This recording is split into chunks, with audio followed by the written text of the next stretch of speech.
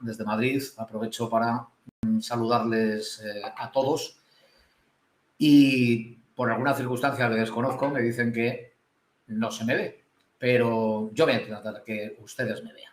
Ustedes, los que nos están siguiendo y también todos aquellos que están a nuestro lado. Tenemos hoy un webinar muy especial. Hoy vamos a hablar de salud mental y delincuencia juvenil. Vamos a hablar de características y vamos a hablar también de interacciones.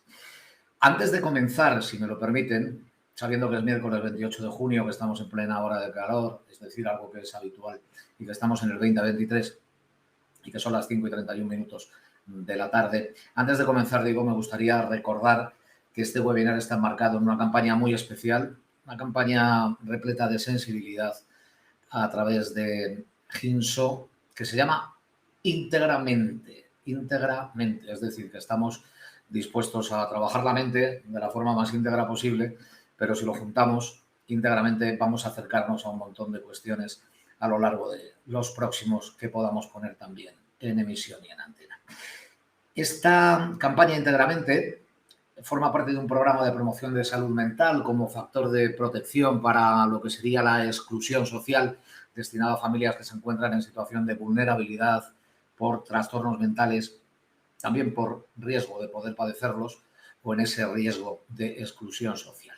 Nos dirigimos también no solo a ellos, al entorno educativo, al sanitario, a través de estas nuevas tecnologías, por supuesto, con el fin de mejorar su integración y cohesión social, reduciendo el estigma y desconocimiento que todos, yo el primero, acaparo muchas veces sobre la salud mental. En fin, webinar titulado Salud mental y delincuencia juvenil, para situarnos, características e interacciones, vamos a reflexionar sobre esa relación entre la salud mental y la propia delincuencia juvenil. Y un último apunte, y ya no me enrollo más. Señalarles que para hacer más atractivo el debate pueden ir enviando en el chat sus preguntas, si son tan amables, tanto las genéricas como algún ponente en particular, y a través del chat van a ser contestadas y también en directo todas las que podamos tener, digamos, encima de la mesa. Seguiremos el debate al final, unos minutos más, e intentaremos contestar y responder a todas las preguntas. Vamos con las mesas, vamos con los ponentes. La primera ponencia, el trauma complejo y su afectación en el desarrollo de los niños, niñas y también de los adolescentes. Isabel Domínguez es la persona que se va a encargar de trasladarnos sus reflexiones. Ella es psicóloga y criminóloga, asesora técnica del Servicio de Protección de Menores de la Delegación Territorial de Inclusión Social, Juventud, Familia e Igualdad en Cádiz, con una ponencia muy especial, el trauma complejo y su afectación en el desarrollo de los niños, de las niñas y también de los adolescentes. Isabel, muy buenas tardes. Hola, Isabel. Hola, ¿qué tal? Buenas tardes. Bueno, yo no te veo, pero creo que tú a mí sí me ves. Yo sí te veo, sí, te veo perfectamente. Perfecto. Isabel, ¿dónde te sitúo? ¿En Cádiz? Sí, en Cádiz. En Cádiz, que no es mal sitio. ¿Qué temperatura tenemos? Danos una orientación. Pues ahora 35 grados. 35 graditos. Bueno, no está mal. Lo Estamos en mismo. buena temperatura, hemos bajado unos graditos del día de ayer, sí. Pues mira, tenemos los mismos que en Madrid, o sea que no nos quejamos. Sí. El trauma complejo, decía yo, y su afectación en el desarrollo de los niños, de las niñas y de los adolescentes. Vamos a tener por delante 15 minutos, sé que tienes una ponencia preparada y yo, por lo tanto, si eres tan amable y sin más dilación, te pido que te hagas cargo de la manija de este webinar de Ginso que ahora comienza. Así que, Isabel, adelante, tu turno. Muy bien, muchísimas gracias por la presentación y muchísimas gracias por la invitación a este encuentro donde profesionales que trabajamos en el ámbito de la infancia podemos compartir nuestras experiencias y nuestros conocimientos. Así que muchísimas gracias por la invitación ante todo. Yo soy psicóloga, asesora técnica del Servicio de Protección de Menores y nuestro ámbito de actuación son niños, niñas o adolescentes que viven situaciones altamente maltratantes bajo el cuidado de sus progenitores y tenemos que tomar una medida de protección que implica la separación de estas figuras de referencia. bien siendo acogidos por familias extensas o ajenas o bien con el ingreso en un centro de protección de menores. Es verdad que estas experiencias van condicionando las conductas y la estructura de personalidad de estos niños, por lo que existe una desregulación conductual y emocional en los niños debido al daño emocional tan potente que tienen por las experiencias que han vivido. El impacto es mayor cuanto más tarde tardamos en diagnosticar, en poder encontrar y dar respuesta a estas situaciones maltratantes. Por lo tanto, en ocasiones nos encontramos con chicos con 14, 15 o 16 años que cuando adoptamos medidas de protección presentan un daño muy grave y, por tanto, presentan conductas muy desreguladas que en ocasiones pueden conllevar a que cometan actos que conlleven una responsabilidad penal de los mismos y, por tanto, se le imponga alguna medida de libertad vigilada o bien el ingreso en centros de internamiento de menores infractores. ¿Esto qué conlleva? Conlleva a que el sistema de protección de menores y el sistema de reforma tengan que llevar una coordinación muy estrecha y tengamos que compartir un marco teórico y comprensivo común para dar respuesta a estos niños. Por lo tanto, aunque sé que una gran parte de los compañeros son del sistema de reforma, me siento muy agradecida de poder intervenir aquí porque nuestro objetivo es común, es dar respuesta a las necesidades de estos chicos que en ocasiones compartimos y debemos dar una respuesta efectiva. En cuanto al trauma complejo o trauma del desarrollo, nos sirve de marco explicativo comprensivo de la sintomatología y diagnóstico que muchos de los niños que entran en el sistema de protección de menores tienen. Increíble la variedad de diagnósticos, por supuesto, TDAH, trastornos desafiantes, trastornos de conducta, de regulación de las emociones que presentan estos niños y que una vez en la medida de protección, una vez integrado en la familia, una vez integrado en el centro, estos síntomas van diluyéndose e incluso desaparecen por completo. Por tanto, este marco teórico del trauma complejo nos permite comprender no solamente las conductas de regulación que presentan, sino también poder reparar ese daño y darle respuesta a las necesidades que presentan. En cuanto al trauma complejo en sí, bueno, todas las personas a lo largo de la vida estamos expuestas, ¿vale?, a situaciones estresantes. Situaciones estresantes que tendrán un impacto en la persona según, pues bien, el evento en sí. No es lo mismo afrontar un atentado terrorista que la pérdida de un trabajo. Por tanto, las características del propio evento estresante va a condicionar el impacto que tenga en nosotros. Por supuesto, la cronicidad de la situación hace que el impacto sea mayor o que la edad de la persona que lo afronta. La predecibilidad del evento también puede hacer que pongamos mecanismos en marcha de afrontamiento y, por tanto, se pueda disminuir o amortiguar este impacto. ¿Qué sucede con el trauma complejo o trauma del desarrollo? Que tal y como he señalado aquí, son acontecimientos traumáticos múltiples, crónicos y prolongados en el tiempo. Tienen un efecto adverso para el desarrollo, es de naturaleza interpersonal y ocurre en edades tempranas de la vida. Que sea de naturaleza interpersonal tiene una implicación también directa en el impacto que tiene en nuestros niños, porque, como bien es conocido, el niño, cuando nace, va creando a través de las relaciones con sus cuidadores principales, con sus padres, lo que es el propio autoconcepto que tiene de sí mismo, el concepto que tiene en cuanto a las relaciones que puede establecer con los otros y el mundo, una visión del mundo que les rodea, si el mundo es predecible y si es seguro. Por lo tanto, si los efectos traumáticos y adversos suceden dentro de esta relación, el mundo se vuelve muy caótico y lleno de incertidumbre. Y aquello tiene un impacto en la estructura de personalidad que va a ir desarrollando el menor. Y en cuanto a que ocurre en edades tempranas de la vida, también es bien sabido que durante los primeros años de vida ocurre el desarrollo integral del ser humano. El tamaño del cerebro de un niño de 4 años es aproximadamente el 90 del cerebro de un adulto y, por tanto, todos los eventos que sucedan durante esta etapa, tanto positivos como negativos, van a establecer y contribuir a lo que es la configuración cerebral que va a presentar el niño. Por otro lado, la edad también condiciona la dependencia y vulnerabilidad que tiene el niño del mundo adulto. Un bebé tiene una dependencia absoluta para satisfacer sus necesidades físicas y emocionales del cuidador y, por tanto, es muy vulnerable a la respuesta que pueda él ofrecerle.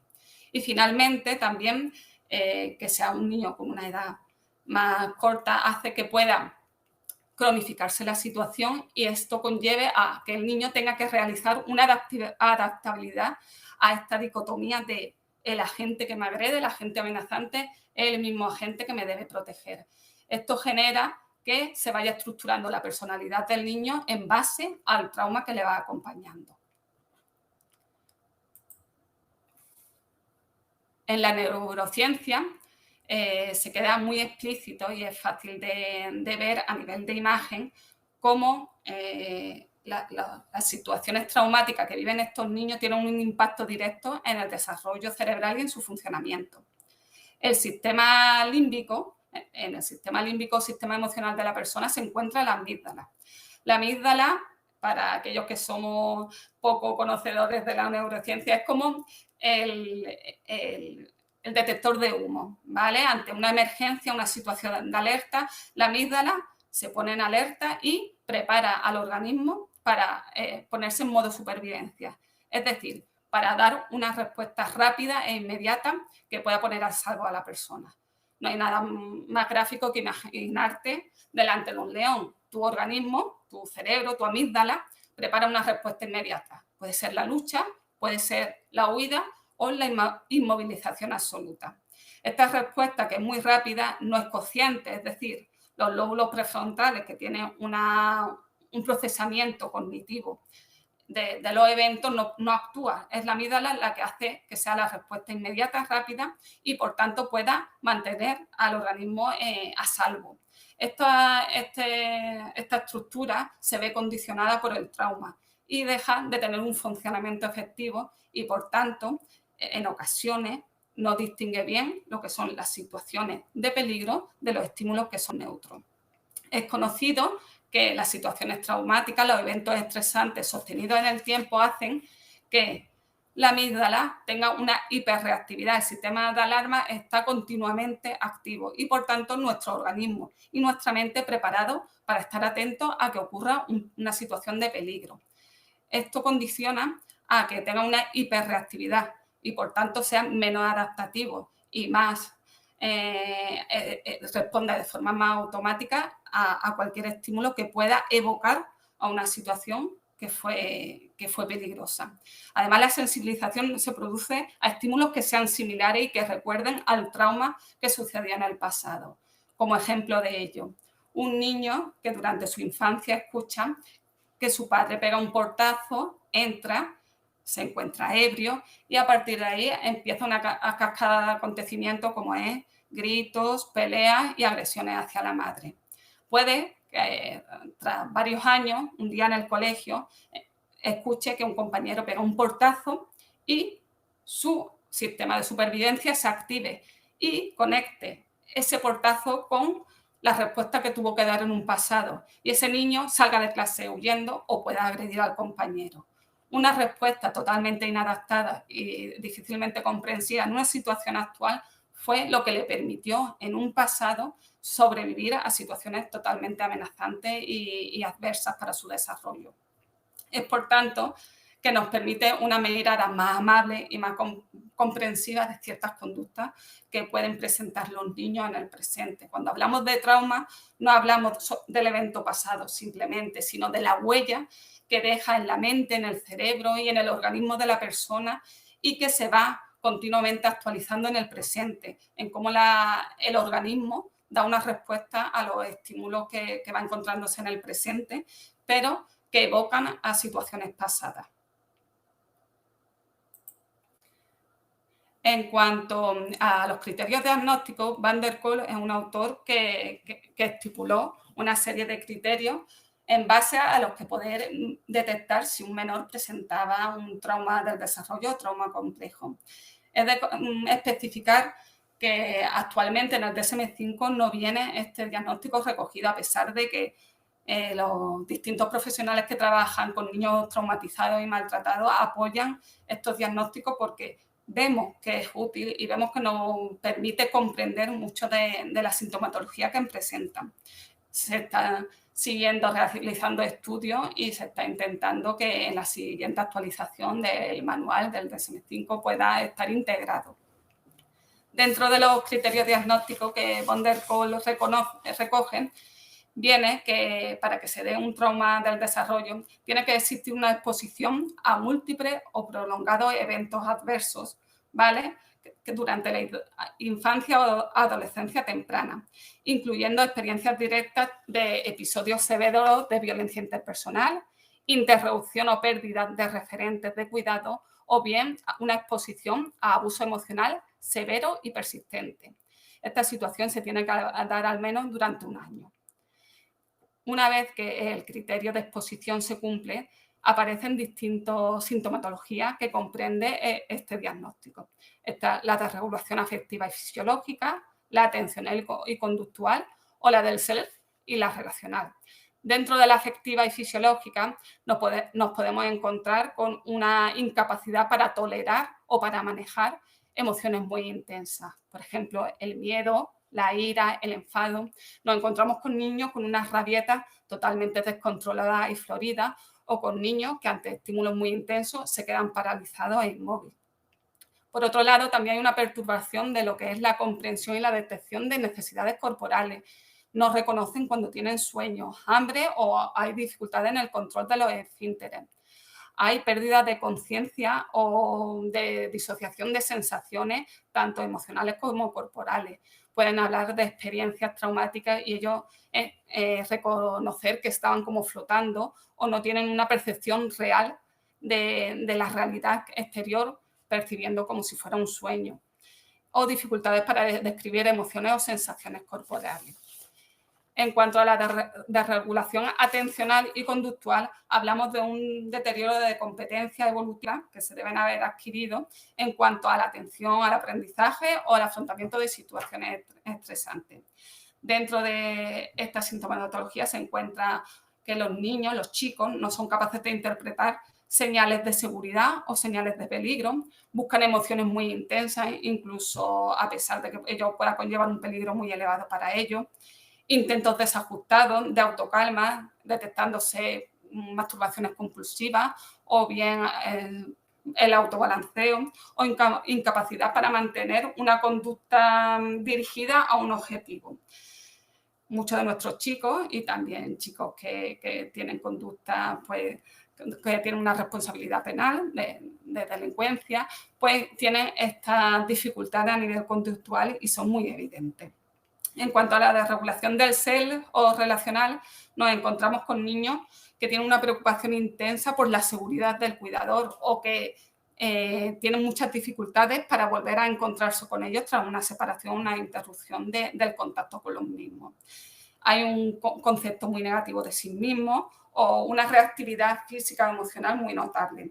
Hay desconfianza extrema hacia los otros o conductas desafiantes y escasa capacidad de empatía. Dentro de la sintomatología se encuentran también síntomas postraumáticos como la intromisión de recuerdos recurrentes o sueños que recuerdan al evento traumático, dificultades emocionales y cognitivas que recuerdan o síntomas de evitación de situaciones que puedan recordar al trauma. En cuanto a la duración, al menos deben estar 6 meses presentes y hay un deterioro funcional del niño en todas las esferas, que como hemos dicho, los compañeros estamos hablando de dificultades a nivel escolar, con absentismo, rendimiento escolar pobre, dificultades a nivel de integración en su grupo de pares, dificultades con huidas, agresiones en el ámbito familiar o incapacidad para encontrar un sitio en el mundo. Por tanto, que ya he visto contactino y ya voy cortando, estos criterios nos sirven para dar un marco comprensivo y también para dar una respuesta reparadora a los chicos que han estado viviendo esa experiencia tan adversa durante los primeros años de su vida. Y ya con Isabel, no te corto ni mucho menos, al contrario, fíjate, es que me parece que lo has contado tan clarito que veo alguna pregunta, sin embargo, que a lo mejor con un nada, que acaba de entrar de Arantxa, por ejemplo, Duro Vicente, dice, por favor, ¿a qué se refiere con autobalanceo? El autobalanceo es una conducta muy repetitiva en la que los niños se autoestimulan mediante este movimiento. Entonces, es una de las conductas que también se observa. Se observa calma a los niños. Eso es una conducta también típica en los niños con síndrome autista y tal. Son unas conductas de autocalma, sí. A veces lo damos por hecho y nos viene muy bien que gente como tú nos lo puedas aclarar. ¿Cómo afecta el entorno familiar y el social en ese desarrollo al que te referías, ¿no? de los jóvenes en general? Claro. El desarrollo familiar es fundamental, es social y familiar, porque aunque vengamos a este mundo con nuestro temperamento y con ciertas predisposiciones, es verdad que el entorno familiar va a marcar lo que es todo nuestro desarrollo, como hemos visto, con las figuras de apego, con las relaciones que se establezcan con tus cuidadores primarios. Y estos cuidadores van a depender también de su entorno social. Personas con una situación marginal, con problemas de consumo, con una pobreza extrema o exclusión social, van a estar mucho más estresados y mucho menos disponibles para poder atender a estos niños. Por lo tanto, es fundamental. Fíjate, una última que se me ocurre al hilo de algo que has contado, ¿no? Que era la amígdala, ese detector de humos, ¿no? Que nos hace reaccionar de alguna manera. Dice, ¿hay algún truco para no bajar la guardia? Porque has hablado de casi como que la amígdala está en guardia permanente, ¿no? Claro. De manera inconsciente. De manera inconsciente. Y es sano siempre que no esté condicionado por eventos traumáticos, porque entonces la hipervigilancia no nos permite entregarnos a situaciones más placenteras, como el estudiar, el aprender, el tener relaciones afectivas. Esa hipervigilancia, que es necesaria para la supervivencia, no nos permite entregarnos a otras esferas placenteras. Y por tanto, hay niños que nunca se permiten el disfrute, están siempre como enfadados y alerta. Y entonces, bueno, un poco están secuestrados por la amígdala, por nuestro sistema emocional. Nos cuenta María Cristina que en el GEC donde trabaja, que entró una chica precisamente con ese balanceo al que hacíamos referencia hace solo un instante. No te vayas muy lejos, que luego volvemos contigo, Isabel, cuando terminemos nuestras dos siguientes ponencias, pero muy agradecido y voy a saltar a un microclima que sé que te gusta porque me voy a ir a Algeciras. Muy bien, sí, me gusta. ¿Cómo está la cosa por allí? Voy a saludar a Jorge Miguel García Tellez, estamos en directo con Ginso, son las 5 de la tarde y 53 minutos, 7 para llegar a las 6 en punto, por lo tanto, de la tarde, y ahí con cara de microclima ya tengo a Jorge Miguel. ¿Cómo estamos de temperatura, Jorge? Buenas tardes. Hoy, muy bien, buenas tardes, perfecto. Aquí unos graditos menos, 33, estamos muy bien. Bueno, es médico psiquiatra, es consultor del CIMI La Marchanilla. Ginso, en su exposición, en la que va a hacer, que son aspectos psiquiátricos de la salud mental en relación con esta delincuencia juvenil, ¿no? Que nos está ocupando esta tarde. Entiendo que va a explicar algún aspecto psiquiátrico relacionado con esa salud mental y relacionado directamente con la delincuencia juvenil. Así que lo mismo, ustedes son los que saben, a ustedes son a quienes queremos escuchar, así que su turno. Pues nada, buenas tardes y agradeceros pues esta oportunidad, ¿no?, de compartir con compañeros lo que vamos conociendo y el contacto que nos da en el día a día con esta realidad que es la de los menores con trastorno mental que tienen algún tipo de medida penal, ¿no? Yo mi idea aquí, por la brevedad del tiempo del que dispongo, va a ser daros una breve pincelada un poco para que podamos tener unos instrumentos para pensar sobre lo que es la enfermedad mental, sobre lo que es el tema de la enfermedad mental en concreto en la adolescencia, en esas edades donde nosotros pues tratamos a estos chavales y cómo eso tiene que ver con el estigma social y a la hora de considerar el peso que puede tener a la hora de la responsabilidad un determinado tipo de enfermedad mental a la hora de un proceso penal o judicial de otro tipo, ¿no? Tengo una presentación, me gustaría, si me la pueden activar, porque me gustaría aquí, perfecto. Pues aquí tengo un pequeño índice donde voy a hablar, pues eso, primero un poquito de los diagnósticos, esto digamos, suscita tantas dudas, ¿no? Sobre el tema bueno, y si mi hijo tiene este diagnóstico o tiene este otro, ¿esto qué significa? Que no, me han dado diferentes diagnósticos para mi chaval y esto qué va a pasar, se va a transformar en otro diagnóstico, tal. Me gustaría hablar un poquito de eso. Pero antes quiero poner un cuadrito que a mí me gusta mucho. Creo que se verá bien en los diferentes ordenadores de las personas que nos están viendo. Este es un cuadro que es muy bonito, que está pintado por Sorolla y está colgado en el Palacio de la Generalitat de Valencia.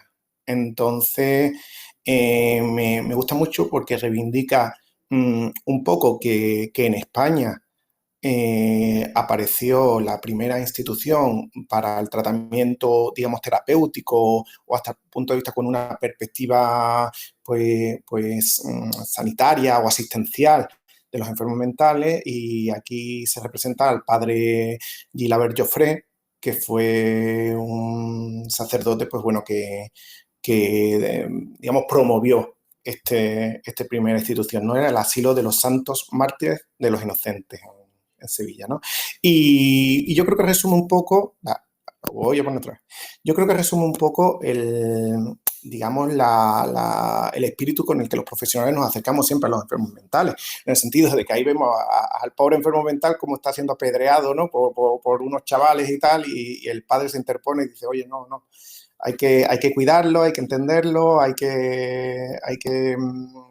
el principio de beneficencia que anima, pues, a todos los profesionales que estamos involucrados, ¿no? En el tratamiento de enfermos mentales, ¿no? De cuidar, de protección, de tal, al que está sufriendo y sufriendo tanto como sufre un enfermo mental, ¿no? Lo que sucede es que en el signo de los tiempos fue evolucionando este principio de beneficencia y bueno, y tenemos que conjugarlo con otro principio igual de importante, que es el principio de autonomía. Estos pacientes tienen su dignidad, tienen sus capacidades para poder decidir sobre muchos aspectos de su vida, y los profesionales nos vemos abocados cada vez más a huir de un paternalismo, digamos, a lo mejor que va quedando cada vez más atrás, y ser colaboradores en el cuidado de su salud desde el punto de vista del respeto exquisito a su dignidad, a sus decisiones y a sus capacidades, ¿no? Y para poder pensar sobre eso y poder conjugar ese principio de beneficencia y ese principio de autonomía, pues en esa dirección van a ir mis palabras, ¿no? ¿Por qué?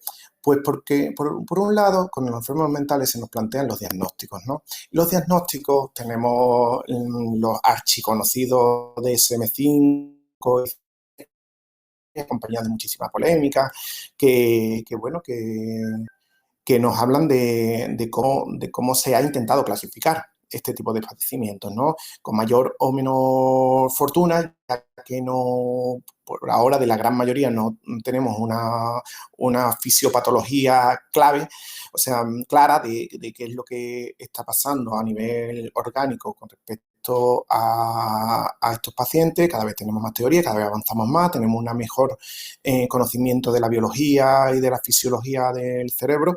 Pero claro, todo se nos complica porque el cerebro es una gran interfaz de conexión con el medio ambiente. Y el medio ambiente, pues bueno, ya introduce claves culturales, sociales, psicológicas, de todo tipo, que complejizan mucho la consideración, ¿no? de estos pacientes. De tal forma que las clasificaciones sí no son útiles, no creo que debemos de afinar cada vez para hacer mejores clasificaciones, en eso estamos, en tener cada vez mejores formas de clasificar y de, digamos, etiquetar, que sí hace falta etiquetar, aunque no sea lo único, pero sí hace falta pues, clarificar un poco qué es lo que está pasando en una persona para tener un pronóstico, para tener un mejor tratamiento, para comunicarnos mejor entre los profesionales, saber de qué estamos hablando, ¿no? Durante muchos siglos se hablaba de la palabra, no sé, demencia o neurosis o neuritis, y bueno, y cada profesional entendía una cosa, ¿no? Y cada vez, pues gracias a estos avances en la clasificación que tiene que ver con Kraepelin y los neocrepelinianos, se está avanzando bastante, ¿no? Pero que no podemos olvidar cuáles son sus orígenes, y sus orígenes fueron las necesidades de los estados, pues en principio de clasificar cuántas personas habían muerto en un país y de qué habían muerto, y de ahí salió una clasificación de enfermedades, y de ahí en la Segunda Guerra Mundial empezaron a clasificar de una forma mucho más efectiva porque tenían unas necesidades, pues, de gestión de grandes cantidades de recursos humanos, ¿no? Entonces, los diagnósticos tienen una gran importancia, pero no podemos olvidar que sus orígenes tienen que ver con la burocracia y con la gestión de las personas, ¿no? Que en ese sentido nos ayudan, pero tienen su sitio y tienen su lugar, ¿no? Y no nos podemos nunca olvidar de que tienen que venir acompañados de un buen análisis contextual, con los reforzadores que están apareciendo, con las circunstancias que se están dando para que una persona se comporte como se comporte, ¿no? Muchas veces, al entrar un chico en un centro de menores o, digamos, salir de su medio habitual, pues cambia radicalmente su conducta, ¿no? ¿Por qué? Porque la constelación de reforzadores, de premios, castigos y de consecuencias de sus actos, pues cambia de una forma brutal, ¿no? Y conseguimos grandes resultados con esto, pero claro, esto no nos vale. Lo que nos vale es que se produzcan esos resultados, pero con cambios también en su medio, ¿no? Y en ese sentido quiero poner en primer plano el trabajo con las familias, y el trabajo no solo ya con las familias, sino con los entornos sociales, ¿no? No lo he querido poner explícitamente, que el entorno socioeconómico donde se mueven los chavales, donde se mueven las personas con trastornos mentales, es fundamental, hasta el punto que hay, digamos, tratados donde se ha llegado a decir que para sufrir una enfermedad mental, pues tiene más importancia tu código postal, ¿no?, que tu código genético, ¿no? En el sentido de que de dónde vives, en qué barrio, en qué sitio y en qué lugar, pues tiene mucho peso en qué tipo de sufrimiento y sobre todo cómo lo vas a gestionar, ¿no? Esto que digo es importante porque muchas veces razonamos por diagnóstico, y el razonamiento por diagnóstico es bueno, ya digo, que ayuda para que nos pongamos de acuerdo los profesionales, para clarificar, para saber un poquito de qué estamos hablando, ¿no? Pues creo que este chico sufre un trastorno de ansiedad generalizado, sufre una esquizofrenia, o sufre un trastorno bipolar, o un TDAH, pero nos sirve como heurístico, y los heurísticos tienen sus problemas, que en el sentido de que son atajos mentales, dan por sentado mucha información y a veces nos borra un poquito la individualidad del caso que estamos tratando, ¿no? Entonces tenemos que una y otra vez tener presente que tratamos con casos únicos, y mucho más de los diagnósticos que podamos, allá de los diagnósticos que podamos manejar, ¿no?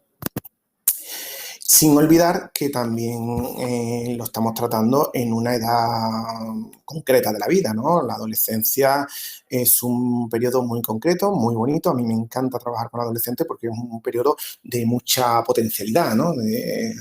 Hay muchas cosas todavía que se están jugando sobre la identidad de la persona, sobre la autoestima, sobre qué lugar vamos a tener en el mundo.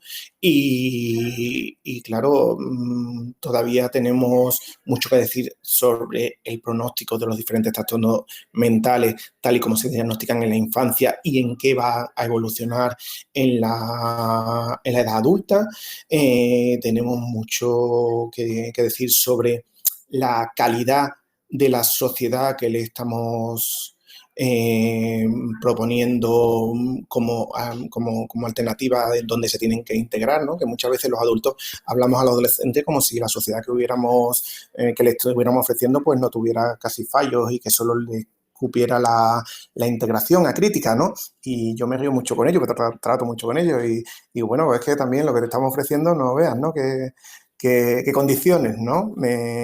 Cada vez más dificultad para conseguir trabajo, cada vez mayor dificultad para la socialización, cada vez mayor dificultad, más posibilidades de perderse en dinámicas alienantes, ¿no? Como pueden ser las nuevas tecnologías, donde hay empresas tecnológicas que estudian los mecanismos de reforzamiento en los seres humanos y hacen productos que enganchan a las personas. O sea, las redes sociales están pensadas para pasar el mayor tiempo en ellas, captando nuestra atención y enganchándonos con amplios conocimientos del mecanismo de reforzamiento de la dopamina humana. Estos conocimientos no son exclusivos de los profesionales de salud mental y se utilizan ampliamente en la confección de productos de marketing, en la venta y todo tipo de videojuegos y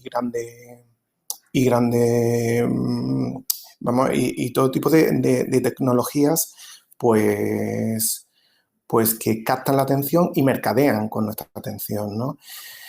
Otro aspecto que me gustaría comentar es el tema de las toxicomanías. Las toxicomanías, raro es el chaval que no ingrese en nuestro centro con algún tipo de consumo de tóxico, fundamentalmente cannabis y también de otros tipos, ¿no? Pero el cannabis es como el básico y nos preocupa muchísimo, lo tratamos muchísimo, lo tenemos en cuenta, pero incluso diría que nos preocupa igual o más otro tipo de drogas que son legales, como por ejemplo el alcohol, cuyo consumo en nuestra sociedad pues está muy difundido, de tal forma que llega al punto de que bueno, se considera, es un gran sustituto, digamos, del deporte o de otros tipos de sistemas de gestión del estrés, ¿no? Y en personas con traumas complejos, por ejemplo, como ha hablado la compañera, pues constituye una salida en falso bastante fácil para este tipo de problemas, ¿no?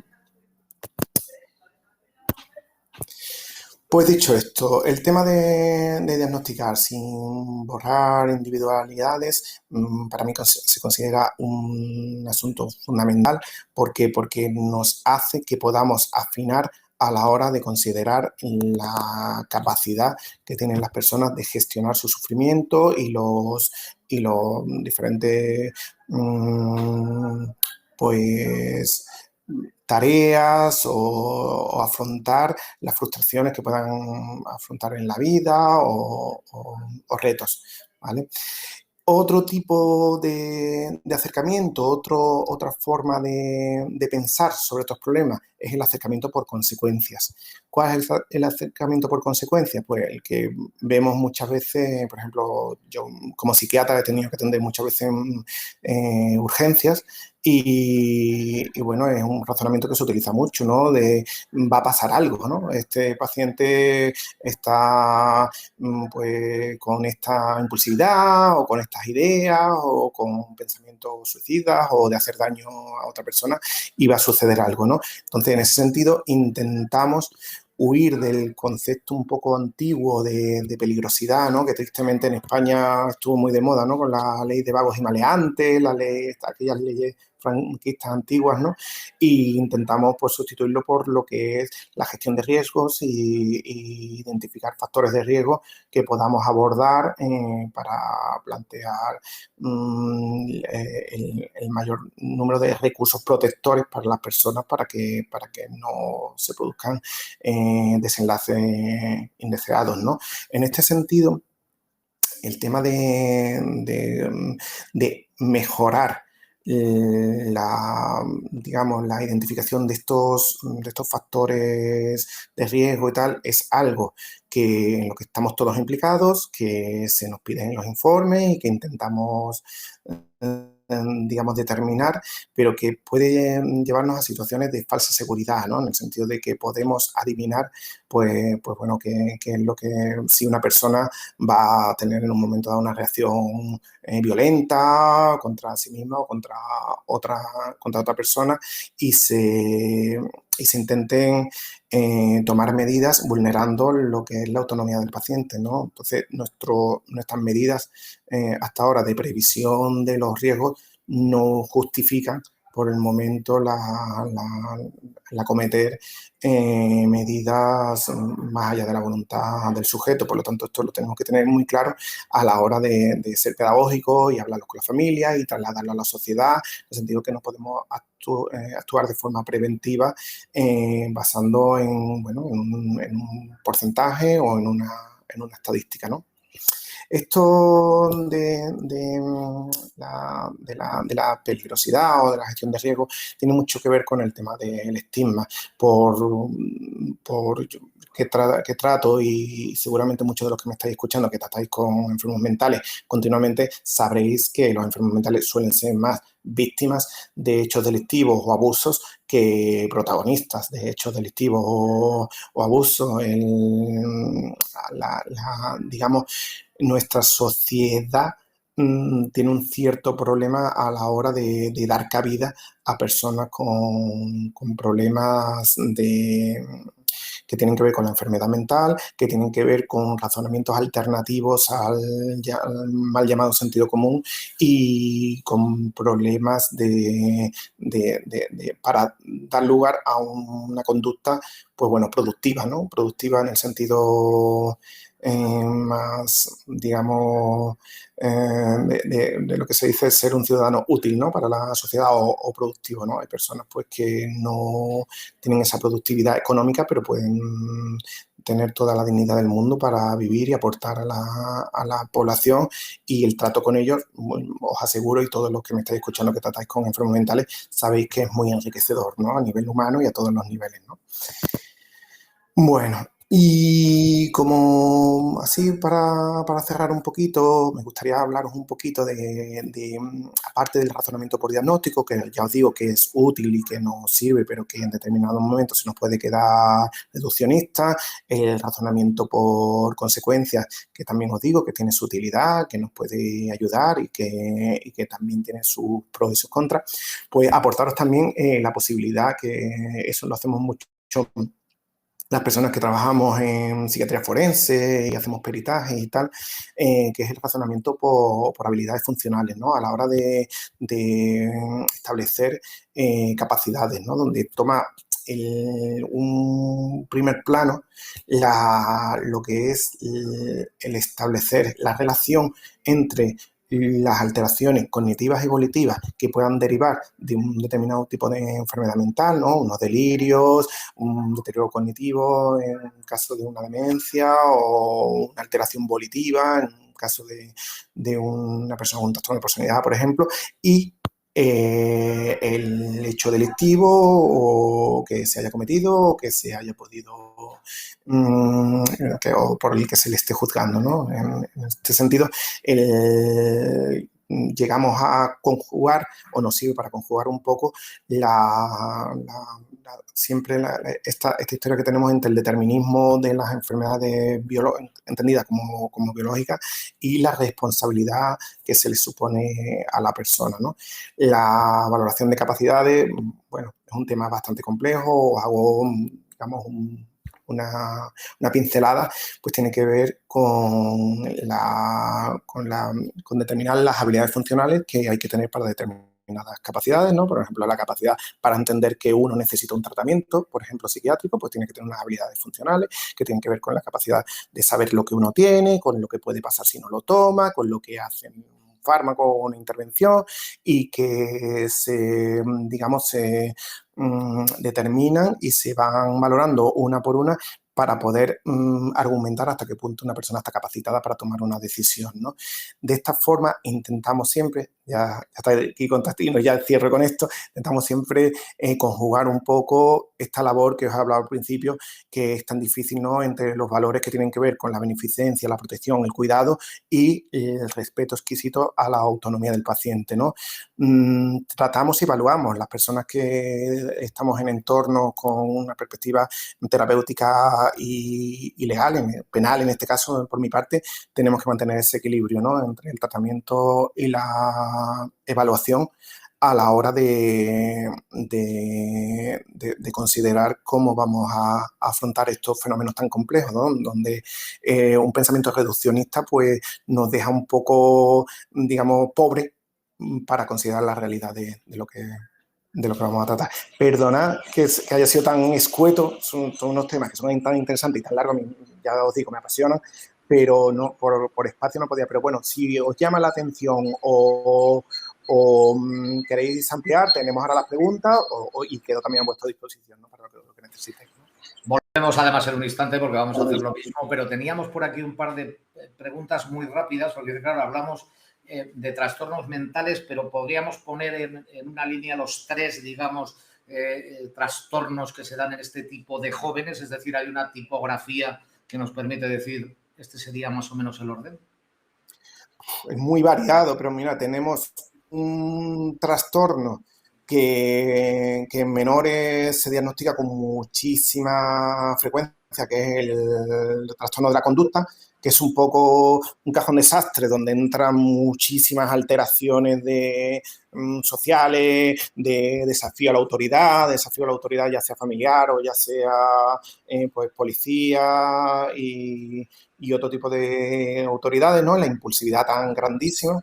Ese tipo de trastorno pues, es muy numeroso en los pacientes que nosotros tratamos. Después las toxicomanías, por supuesto, y después alteraciones emocionales de todo tipo que tienen mucho que ver con lo que ha contado la compañera del trauma complejo y cómo eso pues da lugar a diferentes tipos de trastorno de conducta, agresividad, mal humor, humor irascible, que tienen mucho que ver con un trasfondo depresivo que a poco que rasques y trabajes en estos chavales aparece rápidamente, ¿no? Lo que sí está claro, José Miguel, o al menos se deduce de las palabras, es que el entorno inestable, bien sea económico, como decías, dependiendo muchas veces más del distrito o del barrio donde estés, ese significado socioeconómico sí es propenso, ese entorno inestable, a hacer que se provoquen o se produzcan más trastornos mentales. Pregunto al psiquiatra. Sí, pero me interesa señalar que no es tanto, que también tiene que ver, no es tanto lo económico, sino las carencias emocionales. O sea, el tema no está tanto en que las personas, digamos, puedan tener más o menos lujos o más o menos comodidades, sino que lo que verdaderamente afecta a las personas son cuando los padres, por lo que sea, caen en mentes marginales, toxicomanías, sus propios trastornos mentales, trabajos muy duros que no le dejan tiempo para nada y entonces se produce la crianza en un entorno de gran carencia emocional y gran carencia afectiva.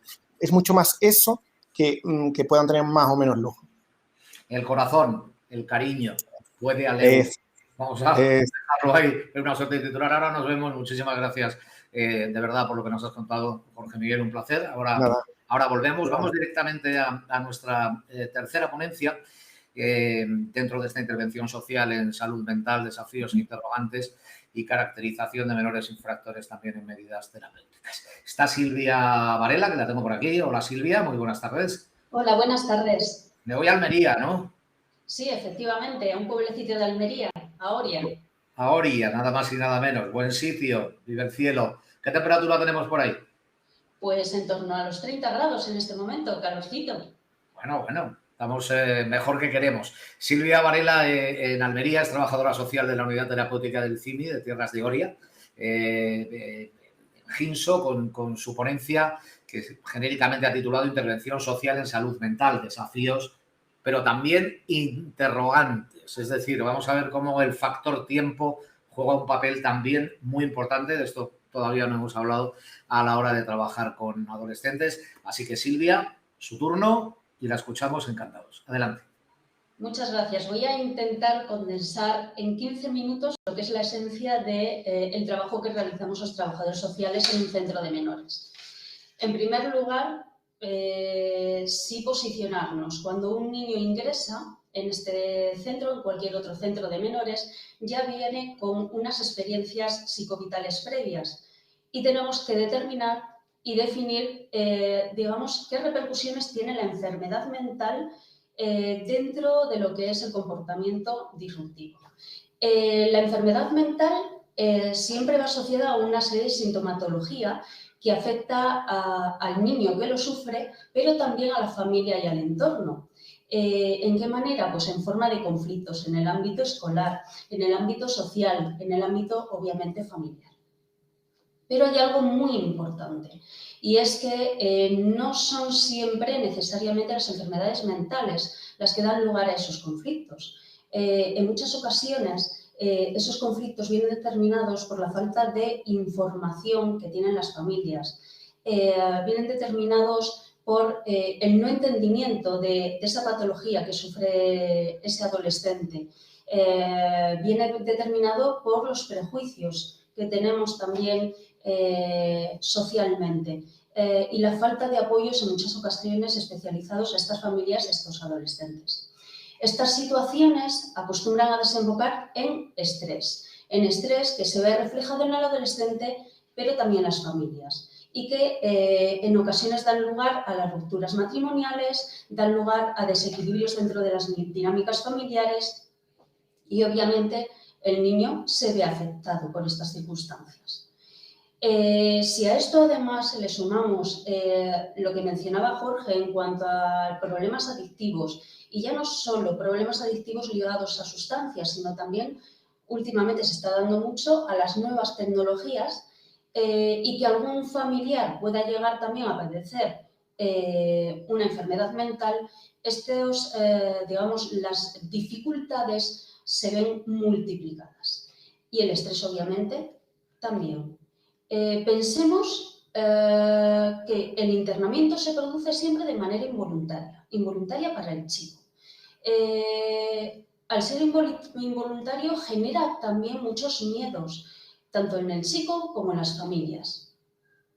Por tanto, la intervención social en este sentido, lo que se va a centrar en un primer momento es a establecer una relación, un vínculo de confianza que les ayuda digamos, a estar más tranquilos, a entender el internamiento también, y aunque suene muy feo, ¿no?, como una oportunidad de estabilización, una oportunidad de encontrar el bienestar y una oportunidad de calidad de vida, aún siempre asociado a un comportamiento delictivo en la calle.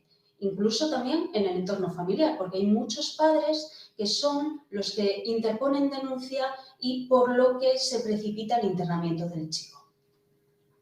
Dicho esto, la intervención social, por tanto, va a intentar un abordaje interdisciplinar e integral, tanto del niño como de la familia. Lo que vamos a buscar es el bienestar de la familia, la calidad de vida, ese aumento de la calidad de vida, también la reinserción, el mantenimiento de la excedencia en caso que haya problemas toxicológicos en el chico y en la familia, eso también se trabaja, y un control en lo que son el uso de las nuevas tecnologías.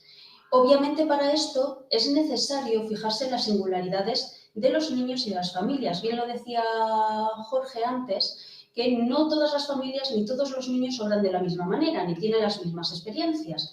Por tanto, vamos a tener que adecuar la intervención a las experiencias de cada uno de ellos.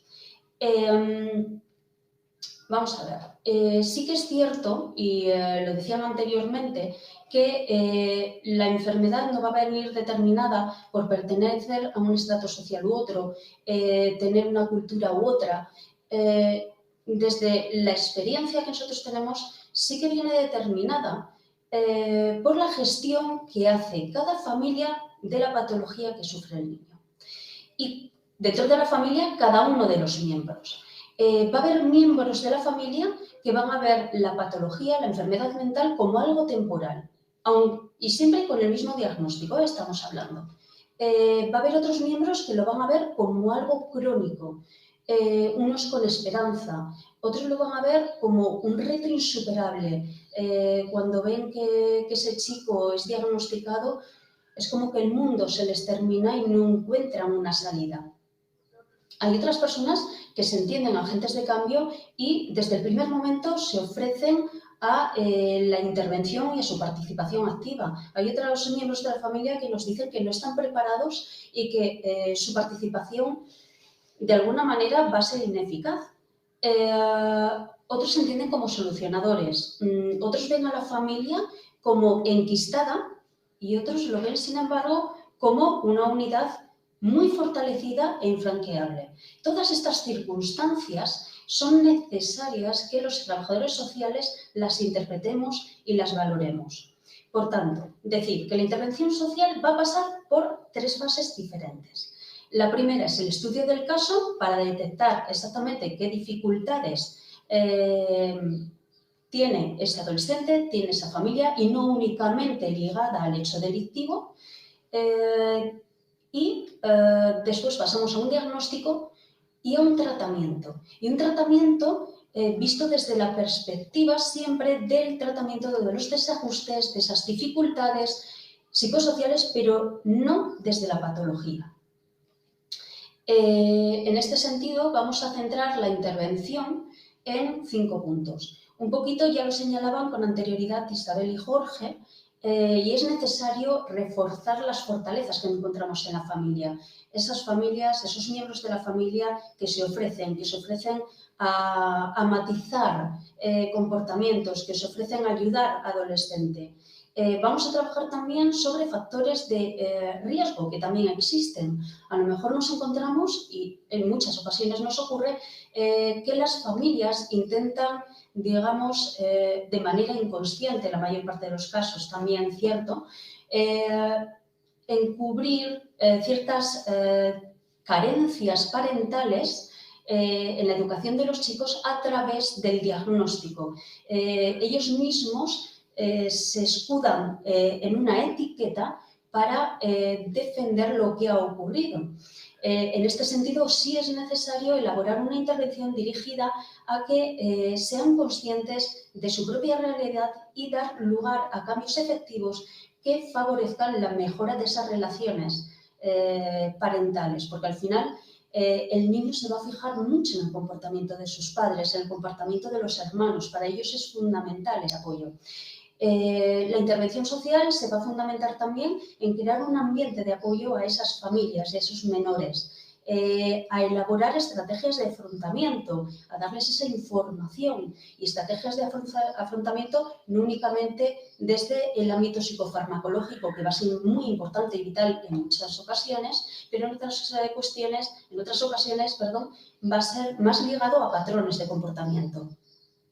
Vamos a estar ahí también para resolver sentimientos de dolor y el malestar de las familias, pero también de los niños. Los chicos también llegan a verbalizar, ya cuando hay una estabilidad anímica, un dolor por sus circunstancias. Eso también es una cuestión que tenemos que trabajar porque eso les va a ayudar a la hora de integrarse en grupos de manera normalizada, sin necesidad de tener comportamientos disruptivos que les aboquen pues, a incluirse en grupos que les van a llevar a riesgos de recaída en reincidencia delictiva, de recaída en cuestiones de consumo, en fin. Y efectivamente es esta reincidencia también la que vamos a trabajar con las familias.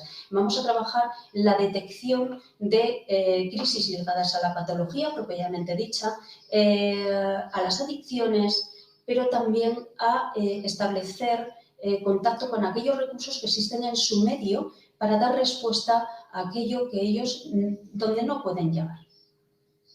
Por tanto, vamos a establecer que la intervención social se va a basar fundamentalmente en un modelo biopsicosocial, donde se van a integrar todos los profesionales con un único objetivo, pero aportando cada uno desde su disciplina.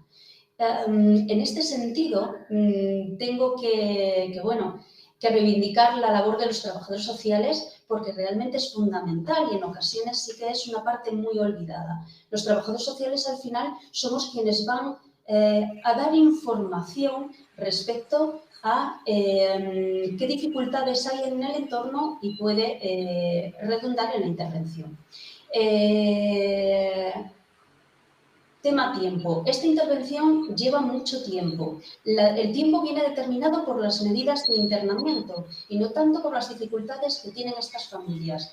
A la finalización de la intervención siempre hay derivaciones de los chicos. Son fáciles las derivaciones a CPDs, son fáciles a consultas externas de salud mental. ¿Dónde viene la dificultad? Cuando aquellos chicos no pueden reintegrarse a la unidad familiar y necesitamos recursos residenciales. Ahí nos van a requerir un certificado de discapacidad del chico, nos van a requerir un grado de dependencia. Esto lleva una demora en torno a 1 año o incluso más y además a la existencia de un PIA que lo elabora trabajadores sociales de los servicios comunitarios. Hecho todo esto, Ahora las familias nos preguntan, ¿y ahora qué va a pasar? Hemos estado acompañados por profesionales, salimos al medio abierto, ¿y quién nos va a acompañar? Porque es que en muchas ocasiones, a pesar de hacer todo este engranaje, la respuesta es que no existen plazas en los recursos sociosanitarios públicos. Y eso es lo que juega también un poco en contra de las intervenciones que hacemos. Y sí que yo hago un llamamiento también a los recursos públicos para favorecer de alguna manera esa coordinación y facilitar las derivaciones, porque realmente son muy importantes para las familias, son vitales, pero también para los chicos.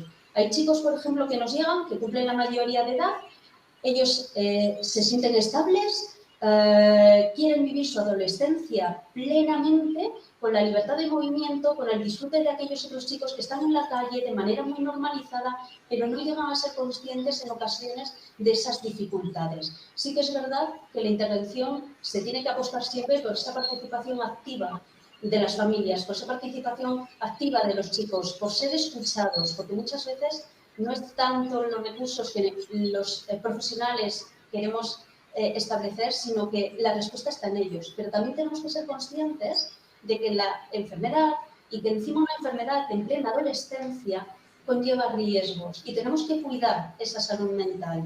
Y muchas veces, ya digo, esto pasa por derivaciones. El problema, lo dicho, tiempo. El tiempo está determinado por las medidas de internamiento y no tanto por las dificultades y necesidades que presentan nuestros chicos y nuestras familias. Gracias, Silvia. No te vayas. Te pido que te quedes. Voy a llamar a Isabel también, a ver si haciendo así el truco de magia, 1, 2, 3, nos aparece, y a Jorge. Nos juntamos un momentito los tres. Silvia, a propósito de preguntas que van entrando, más o menos, habla de los obstáculos que existen a la hora de tratar a un adolescente, tú que estás todos los días, digamos, de una u otra manera vinculada, ¿no? ¿Cómo pueden paliarse? Si hay como una piedra filosofal que dices, bueno, hay que empezar por aquí y luego seguir este camino. Yo creo que viene de la necesidad de una coordinación muy estrecha y de la especialización también de los profesionales, el dar una buena información a las familias, pero también a los chicos que padecen estas patologías, porque muchas veces, lo decía con las familias, pero los chicos también hacen un uso instrumental de esa patología. Llevan a encubrir comportamientos heteroagresivos, agresiones hacia otros, hacia la familia, a sí mismos, de manera instrumental, amparándose en esa enfermedad mental, ¿no? Entonces, la información es vital, la coordinación es vital, pero también la ampliación, y ahora que después de la COVID, ¿no? Se están dando muchísimos más casos de salud mental, ampliar estos recursos especializados. En esto parece que todos coinciden, ¿no? La COVID ha marcado un antes y un después, no solamente y lamentablemente en torno al número de casos, sino también en torno a la visualización de los mismos. Es decir, como que, no sé, Isabel, si coincides, está costando menos, y Jorge, hablar de ello, expresarlo, ¿no? Pero claro, hay preguntas como la de Ana María López Montoya, Isabel, que a mí me parecen fundamentales. Dice, lo malo es que a menudo se dan politrastornos y situaciones de carencia afectiva y se dan a la vez. Entonces, ¿qué hacéis? ¿Por dónde se empieza a construir la solución? Nosotros desde nuestro ámbito de protección de menores, siempre desde el trabajo con los padres, de intentar reparar esos vínculos, porque entendemos que un gran factor de riesgo de generar una psicopatología posterior en los niños es la ruptura de esos vínculos de seguridad y de protección, que los niños se sienten totalmente desorganizados en este mundo, porque si no tienen la seguridad en la relación con sus padres, están perdidos en el resto de relaciones. Entonces, nuestra prioridad siempre es la reparación del vínculo con los padres y de darle un contexto de seguridad.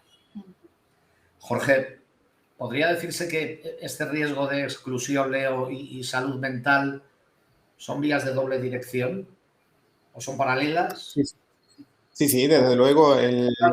Vamos a ver, en gran parte de los trastornos mentales digamos que hacen o dificultan mucho la capacidad de vincularse de las personas, lo que ha comentado la compañera Isabel, los traumas complejos. Una de las cosas que más daña es la capacidad que se conoce como de apego seguro, de verdad confiar en otra persona, de hacer explícito lo implícito, de elaborar las emociones pues intensas. Entonces eso, los seres humanos somos seres muy sociables, los seres humanos necesitamos a los otros, y lo que no podemos hacer es sustituir verdaderas relaciones de confianza, de apego y de intimidad por pseudo relaciones mediadas por pantalla. Eso no nos satisface, ni nos ayuda a elaborar, ni nos es un sustituto. Por lo tanto, está bien como complemento, nos abre un mundo a todos los niveles, pero no puede ser un sustituto de relaciones profundas con sus cosas buenas y con sus cosas malas. No, las relaciones no tienen por qué ser todo agradable ni todo tal. Todas las familias se saben que tienen sus cosas buenas, sus cosas malas, sus manías, y uno aprende a aguantar, y uno aprende a frustrarse, y uno aprende muchas cosas que son fundamentales para los avatares de la asistencia, y que si no lo aprendes con 10 años, pues lo vas a tener que aprender con 40 años, lo cual es mucho más complicado. Hablando antes, Jorge, de las salidas en falso, a mí me parece que es un tema también que es bueno que pongamos y visualicemos. Fíjate el ejemplo del alcohol, por ejemplo, como que parece que es más permisivo, o las drogas. ¿En qué porcentaje está relacionada o interacciona esa salud mental con este tipo de salidas en falso? Bueno, hasta el punto que hay diagnósticos, hay toda una estirpe de diagnósticos que son las patologías duales, que se encargan de los diagnósticos dobles, de la enfermedad mental por un lado, asociada a un tipo de toxicomanía o conducta adictiva. La Asociación Española de Patología Dual, hay una Asociación Española de Patología Dual con cientos de profesionales que se dedican a eso, y que nos da un poco de idea de la dimensión del problema, ¿no? Raro es el paciente que no encuentra para gestionar su sufrimiento, su ansiedad o su malestar las salidas que le da la sociedad. ¿Y qué salida le da la sociedad? Pues vete y vamos a tomar una cerveza no vas a pensar en esto o en lo otro. Por lo tanto, es una salida que le ofrecemos y que le damos como modelo a nuestros menores. O sea, los menores copian lo que nosotros hacemos, sin más ni más.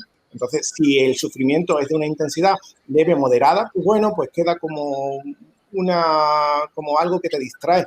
Pero si es de una intensidad alta, pues puede caer uno perfectamente en una adicción, sobre todo si tiene un trauma o si tiene una ansiedad generalizada o cualquier otro. Es un peligro grande. Claro, yo un poco a colación de lo que dice Jorge, muchos niños adolescentes, cuando nosotros ya tenemos la información y es demasiado tarde, en el sentido que ya tienen 15, 16 años, han tenido toda su primera infancia y adolescencia marcada por situaciones muy traumáticas. Es verdad que en muchas ocasiones se da un consumo de distintas sustancias y es que ellos lo necesitan para paliar esa hiperactivación que decíamos y esa alerta continua. Es la única forma que tienen de descansar. Sí. Entonces, bueno, es lo que decía Jorge. Se dan cuando ya o la patología es muy grave o el daño que presentan los niños es muy grave. Silvia, ¿tu reflexión sobre este tema? Yo voy a hacer otra puntualización. En muchas ocasiones también las sustancias tóxicas es la puerta de entrada a grupos de iguales. La vivencia de un niño con una patología es muy dura porque él es sabedor de sus dificultades para establecer relaciones, a lo mejor para exponer criterios, ven dificultades en el ámbito escolar, por tanto, en muchas ocasiones la puerta más fácil son los tóxicos, porque ahí digamos que los iguales no le van a pedir ningún requisito para poder entrar en el grupo, simplemente que consuma alcohol, tabaco, porros, y cuanto más, mejor. También buscan esa imagen en muchas ocasiones de hombría, de hipermasculinidad, cosa que no han encontrado quizás previamente, y en la adolescencia eso es importante. Entonces, sí que es cierto que tenemos que enseñarles a los chicos que ellos son una fuente de energía de por sí, porque están en plena juventud, que realmente tienen factores muy positivos aparte de esa patología. Y hay que reforzarles en esos valores y en esas potencialidades que tienen. Y también esto es muy importante que la familia lo vea, lo que hablaban también los compañeros antes, ¿no? Porque ellos van a reforzar el establecimiento de otro tipo de relaciones. Los hermanos, muy importantes también, hermanos mayores, o que ellos sirvan de ejemplo a los hermanos menores. Pero sí que... familiar al que hacíamos referencia, sí. Son las, os digo, 7 menos 20, es decir, estamos en horario. Eso os lo tengo que agradecer a vosotros. La gente se queda con ganas de más preguntas, pero tenemos que ir a nuestra recta final, así que agradeceros a los tres. Muchísimas gracias, Silvia, de verdad, y un beso muy fuerte, Isabel y Jorge, por habernos acompañado. Y vamos a saludar nada más y nada menos que a Carlos Benedicto, que yo creo que le tenemos por Madrid. Así que a los tres, buenas tardes, un saludo. Estamos en este webinar de Ginso y estamos abordando, como ven, el tema desde distintos aspectos, ¿no? Ahora vamos a intentar centrarlo con Carlos Benedicto. Hola, Carlos, buenas tardes. Muy buenas tardes, Constantino. Que te tengo en Madrid. Aquí estamos, sí. Bueno, ni en Algeciras, ni en Oria, ni en ya Cádiz. Ya me gustaría. Ya te veo. Es psicólogo sanitario, es director del área de proyectos, estudios e innovación y coordinador técnico de centros en Ginso. Y nos decía, quiero hablar de esa caracterización de menores infractores, concretamente medidas terapéuticas, ¿no? Pero quiero hacer algo más, quiero aportar una propuesta de ese modelo de intervención. Pues no le digo nada más. Tiene su turno, que me marcho, pero que la recupero en un cuartito de hora. Muchas gracias. Ahora nos vemos, Constantino.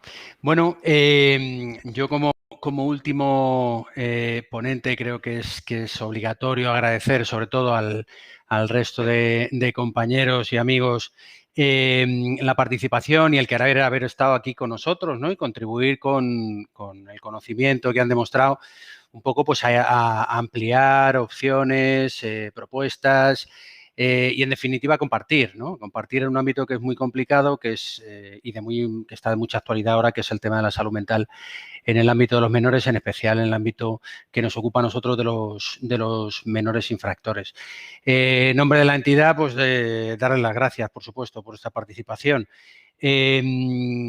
De alguna manera, ya saben de nuestro interés en proponer, en hacer propuestas que tengan que ver con la mejora de la sensibilización, con aspectos divulgativos de cuestiones relacionadas con la infancia, adolescencia, la familia, que es nuestro ámbito fundamental de intervención. En este caso, estamos haciendo una propuesta que saldrá próximamente, el programa Íntegramente, que tiene que ver con precisamente dar continuidad a esta sensibilización, esta divulgación de aspectos que tienen relación con la salud mental infanto-juvenil y la exclusión social, ¿no? La vulnerabilidad social que pueden presentar algunos menores y sus familias, ¿no? Y bueno, pues ahí sin más, si tengo acceso a la presentación, que de momento no la veo. Ahí estamos. Vale. Pues nada, quiero intentar ajustarme al tiempo, lo cual sería en mi caso casi milagroso, que no es mi especialidad. Pero bueno, como hemos ido viendo un poco por las excelentes propuestas que nos han comentado nuestros compañeros, al final la interacción entre la salud mental y la conducta disfuncional, en el caso de menores, pues tiene vínculos, ¿no? Hay que ver hasta qué punto esos vínculos tienen cierta solidez, a qué obedecen. Sí que yo creo que nos tenemos que alejar de la propuesta unidireccional que tiene que ver con la conceptualización de que un menor que tiene una patología de salud mental va a cometer actuaciones disfuncionales o antisociales sí o sí, ¿no? Hay situaciones de interacción, pero no deja de ser la salud mental un factor de riesgo más en lo que puede llegar a ser una conducta antisocial o puede caracterizar a un menor infractor, ¿no? En este caso, esta figura de Elena Peña siempre me gusta que me acompañe, ¿no? Por ver las vías de interacción que se pueden dar entre lo que puede ser un delito, en lo que puede ser conductas que impliquen cierta agresividad o cierta violencia y lo que pueden ser cuadros psicopatológicos que estén actuando y que puedan influir en cierta manera, ¿no? Bueno, algunos datos que estamos viendo, lo que tienen que ver con el porcentaje sobre el total de medidas, las medidas que están relacionadas directamente con problemática de salud mental. Y ahora veremos la vaguedad de los conceptos relacionados con la salud mental a la hora de la propuesta de las medidas concretas que tiene nuestro ordenamiento jurídico en la responsabilidad, la Ley 5/2000, que hablaría de los internamientos terapéuticos, en los distintos regímenes que existen, abierto, semiabierto y cerrado, o del tratamiento ambulatorio, que sería para aquellos menores en régimen abierto, ¿no? Donde no hay una medida de internamiento. Lo primero que quizá llama la atención es que parece que hasta el año 2019, previo a la pandemia, había cierta estabilización en cuanto a la porcentualidad de estas medidas, ¿no? Posterior a la pandemia, lo que observamos es que empieza a haber cierto repunte en este sentido, tampoco muy marcado, tampoco parece que tenga un reflejo tan claro con ese aumento de la prevalencia de problemáticas de salud mental que estamos viendo en los menores en general en este periodo pospandémico, ¿no? Probablemente va a haber cierta dilación entre el efecto que ya estamos viendo, digamos, en menores que no tienen conductas directamente antisociales, hasta que lleguen a ese punto, ¿no? Los menores que aumentan la prevalencia de problemas de salud mental y llegan a un punto de antisocialidad, probablemente lo iremos viendo en estos años, ¿no? Bueno, ¿qué perfiles nos encontramos viendo un poco en nuestros centros? Esto más asociado a los centros de internamiento, los centros de ejecución de medidas judiciales, ¿no? Pues en cuanto a las edades, normalmente estamos en una franja que entra dentro de los márgenes del rango de edad de la Ley 5/2000, entre 15 y 17 mayoritariamente.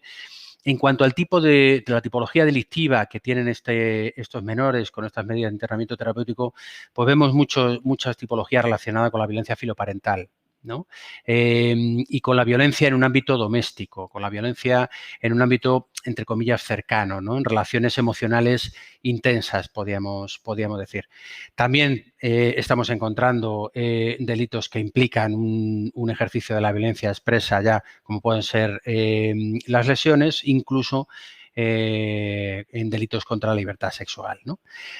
¿Qué tipologías diagnósticas nos podemos encontrar? Aquí es un poco arriesgado, me atrevería a decir, en general. Pero bueno, hemos visto vemos muchos menores en los que no, por edad, evidentemente, no podemos establecer un diagnóstico de trastorno de personalidad, pero sí que vemos unos rasgos diferenciales que probablemente apunten en que en no demasiado tiempo se establezcan ese tipo de diagnósticos, ¿no? De personalidad límite, esquizotípico, trastorno de personalidad antisocial, ¿no?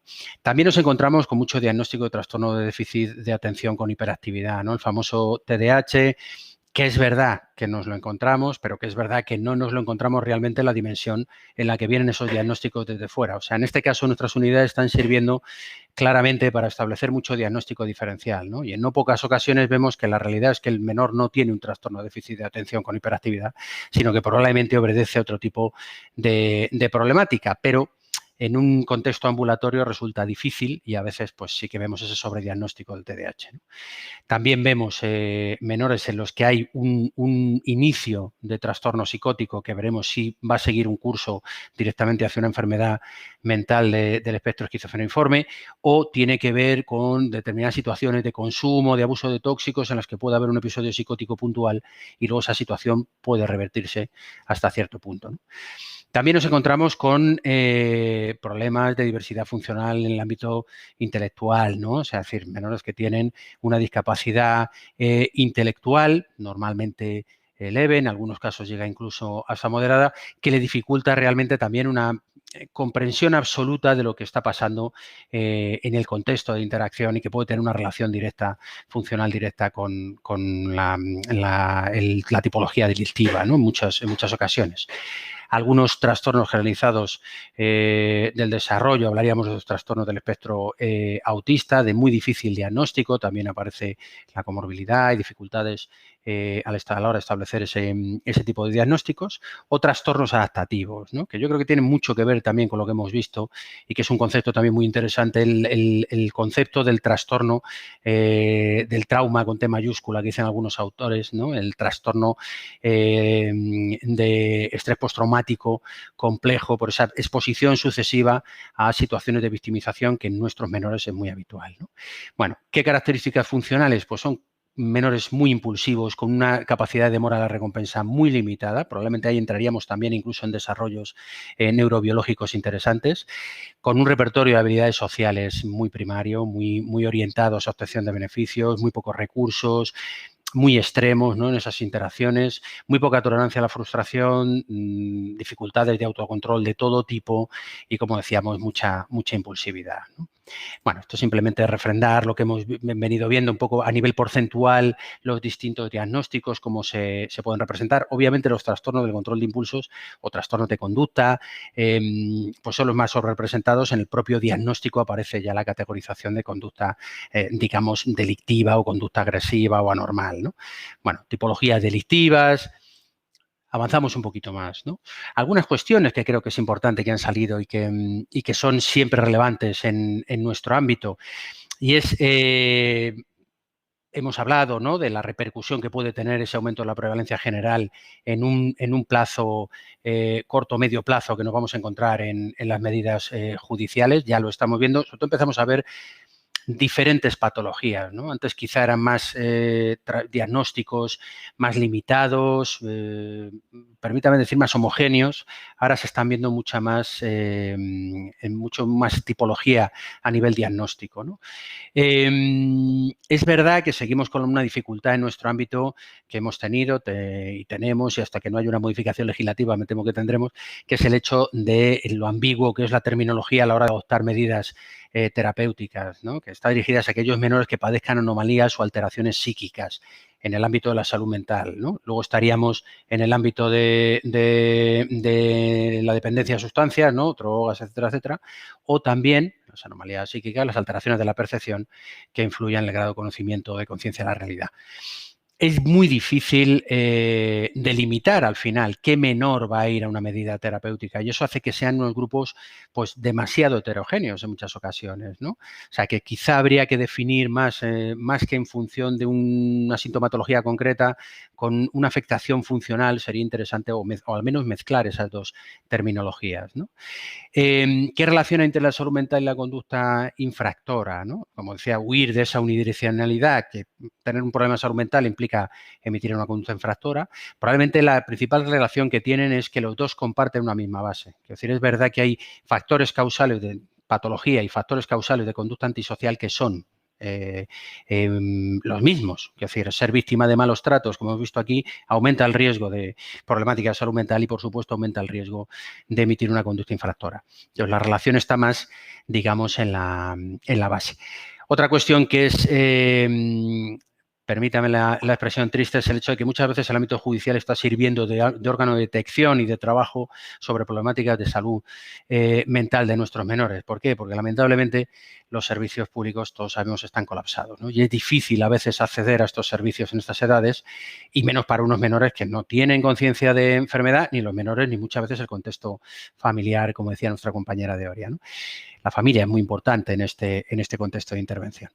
Bueno, vamos a pasar un poquito más rápido. Desde las unidades de salud mental que nosotros gestionamos, nuestro objetivo general, como no puede ser otro, es intervenir sobre esos cuadros psicopatológicos y la afectación funcional que pueden tener, de forma que podamos minimizar el riesgo de reincidencia delictiva y maximizar las opciones de reintegración social, ¿no? Vamos a delimitar los cuadros psicopatológicos, vamos a tratar, lo decía claramente Jorge, de establecer planes de intervenciones absolutamente individualizados, ¿no? Vamos a huir de intervenciones globales. Nos nutriremos, por supuesto, de intervenciones grupales, grupos terapéuticos, pero al final todo tiene que tener un nombre y un apellido muy concreto, ¿no? Conseguir conciencia de problema, conseguir adhesión a los tratamientos, que es muy importante, ¿no? No tienen conciencia de problema, no quieren tenerla, es doloroso llegar a tenerla. Es un mecanismo de defensa en muchas ocasiones. Luego se convierte y se pervierte esa relación, efectivamente, como decían los compañeros, porque luego voy a justificar mi conducta, tanto el menor como la familia, en base a esto, ¿no? Es que yo tengo TDAH, es que yo tengo un diagnóstico tal. Bueno, mejorar los niveles de introspección, de conciencia de problema, sobre sus propios estados mentales, mejorar los mecanismos de regulación emocional, final la conexión y el trabajo en red es súper importante y la implicación de las propias familias, ¿no? En definitiva, es un cuadro tan complejo como este que luego no es tan complejo, ¿no? O sea, hay aspectos importantes, pues trabajar con un modelo, en nuestro caso, de comunidad terapéutica, ¿no? En el que todos los profesionales que tenemos en los estamentos de intervención funcionen de la mejor manera, coordinada, como un todo y con un conocimiento y una especialización muy elevada hacia la patología de salud mental, ¿no?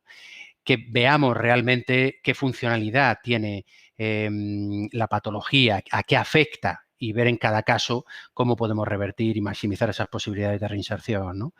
Cómo podemos mejorar o trabajar sobre una vinculación terapéutica que nos permita revertir esa situación, ¿no? La importancia, por supuesto, de la inclusión de pleno en la totalidad del equipo técnico de nuestros psiquiatras, ¿no? Como el caso de Jorge, especializados en psiquiatría infanto-juvenil, y que es no solo un miembro más, es sin duda uno de los principales, ¿no? Y luego tratar de trabajar desde enfoques o terapias multifocales, ¿no? Tenemos que intervenir sobre muchos aspectos, muchos factores de riesgo que generan esas disfuncionalidad, tratando de alternar metodologías y alternar modelos de intervención de distintas orientaciones de los que nos podemos nutrir, ¿no? Como puede ser quizá la más nombrada, lógicamente, una modalidad cognitivo-conductual, pero también hablar de terapias basadas en la metacognición para algunos perfiles que ahora veremos, o de la terapia dialéctico-conductual que también utilizaremos en algunos grupos terapéuticos, ¿no? Nuestro proceso de evaluación al final establece o se basa en establecer niveles de riesgo detectados, ¿no? En cuanto a patología mental, niveles de riesgo de afectación de psicopatología y también combinarlo con niveles de riesgo de conducta infractora, ¿no? Ese proceso de valoración es tremendamente importante, esa formulación del caso que nos va a llevar a un establecimiento de un programa individualizado, ¿no? Tenemos unos planteamientos también a nivel de grupos terapéuticos específicos, ¿no? Y nos gustaría destacar, pues a veces, pues trabajar como, por ejemplo, con grupos terapéuticos que hemos denominado alerta para aquellos menores que tienen cuadros de inestabilidad emocional graves y que están basados en sensaciones concretas del modelo terapéutico dialéctico conductual, ¿no? O el programa ALUDE, que en este caso aquellos menores que puedan tener ya sintomatología psicótica, sintomatología prodrómica, dificultades graves en la autopercepción, que se llama el programa ALUDE, ¿no? O el programa META, ¿no? Que pionero en nuestro centro de la Marchenilla y que vio la necesidad de establecer una programación específica para aquellos menores que había con diversidad funcional intelectual, ¿no? Con discapacidad intelectual y que obviamente necesitan una adaptación de las situaciones de intervención, de los programas de intervención. En este caso, nosotros nos deberemos adaptar a sus capacidades, ¿no? Siguiendo un poco la propuesta de los modelos RNR, donde se hablaba de ese concepto de responsividad, ¿no? Ante la intervención. Hay menores que no tienen la misma capacidad de asimilación de la intervención, en este caso por esas dificultades intelectuales, ¿no? Y en la parte de la derecha son simplemente las diferentes propuestas de intervención que tenemos genéricas, ¿no? Y que también nos gusta combinar. O sea, no se trata de generar unidades aisladas dentro de centros de ejecución de medidas, ¿no? Se trata de que sean unidades que estén también incardinadas y que se relacionen, por supuesto, con el resto de menores. Se trata de hacer una integración dentro de nuestro recinto, ¿no? Es decir, van a tener que compartir las situaciones de escuela en base a su nivel curricular o de deporte, etcétera, etcétera, ¿no? No hagamos que se sientan diferentes o que tengan esa idea de más problema dentro de un contexto que ya de por sí es un contexto difícil, ¿no? Entonces, es importante trabajar comunidades flexibles y porosas, ¿no? Y en ese sentido, a nosotros siempre nos gusta remarcar en las unidades de salud mental, en las medidas terapéuticas, se entra, pero también se sale. Quiero decir, también es importante que nosotros abordemos y intervengamos con estos menores y a partir de ahí, si hay una mejora, un nivel de adecuación a los objetivos, y podemos trabajar siempre en disminuciones, por ejemplo, farmacológicas, podemos trabajar desde un contexto de mejora al final, de aprovechamiento de los objetivos que planteamos, pues hagamos propuestas de modificación en un sentido hacia medidas, digamos, dentro del ordenamiento ordinario. Bueno, Veo que ya está Constantino ahí a punto de sacarme la tarjeta. No me quiero extender, porque ya estamos justo en las 7, que creo que era la hora que teníamos programadas. En cualquier caso, ahora si hubiera cualquier cuestión, Constantino, a disposición de la gente. Muchísimas gracias. Vamos a ello, Carlos. Lo que pasa es que vamos a intentar cumplir ese horario, pero no sin que nos digas el perfil o los perfiles más comunes entre los jóvenes infractores internos. ¿Algo sabes de eso? Sí, hombre, en el caso de, como decía, de las unidades de salud mental, lo que nos estamos encontrando es con menores con especial inestabilidad emocional, podríamos decir, ¿no? Y es verdad que ahora también, lamentablemente, nos empezamos a encontrar con menores con mayor número de cuadros autolesivos, por ejemplo, que se ve en otros ámbitos de intervención, y a nosotros, por supuesto, también nos están llegando, ¿no? Menores con muy pocos recursos de afrontamiento, o sea, les resulta muy difícil poder planificar, poder organizar, poder situarse en un plano objetivo, claro, prosocial, y eso al final, por supuesto, va a interaccionar y va a aumentar la probabilidad de una conducta antisocial. Hay poco trastorno psicótico al final, ¿no? Hay mucho menor que ni siquiera podemos diagnosticar. Tiene una confluencia de alteraciones psicológicas que está por ver hacia dónde va. Pero ya te digo que yo destacaría sobre todo en el ámbito de las medidas terapéuticas la enorme inestabilidad emocional que presentan, ¿no? Fíjate, gracias también a todo el mundo que está en el chat y que está preguntando. Nos vamos a quedar un ratito, de todas formas, dando respuesta a algunos de los temas, pero traslado a jefatura, no sé si a Carlos también, petición del chat, veía hace un instante de Ana, para la jefa Alicia, que nos estará escuchando.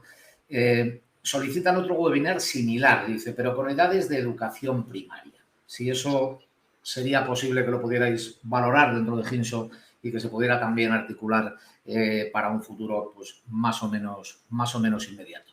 Y recordar que estamos en Ginso, íntegramente. ¿Vale, Carlos? En ambas cosas. Muchísimas gracias. Voy a cerrar contigo porque mira lo que te dicen. Dice que has hecho una maravillosa exposición, lo dice Jesús Villanueva, yo nunca te lo diría, pero si lo firma Jesús, pues seguro que motivos tiene para decirlo. Así que muchísimas gracias por haber estado con nosotros, en este caso Carlos desde Madrid, y nos vemos muy pronto. Un beso fuerte. Muchísimas gracias a todos. Nosotros nos vamos al filo de las 7:02 minutos. Este webinar de la mano de profesionales de Ginso, de los invitados, que agradezco especialmente, y continuaremos ofreciendo y buscando estas nuevas salidas que ustedes también nos proponen. Así que muchas gracias a todos. Buenas tardes y que la pasen lo mejor posible. Chao, hasta siempre.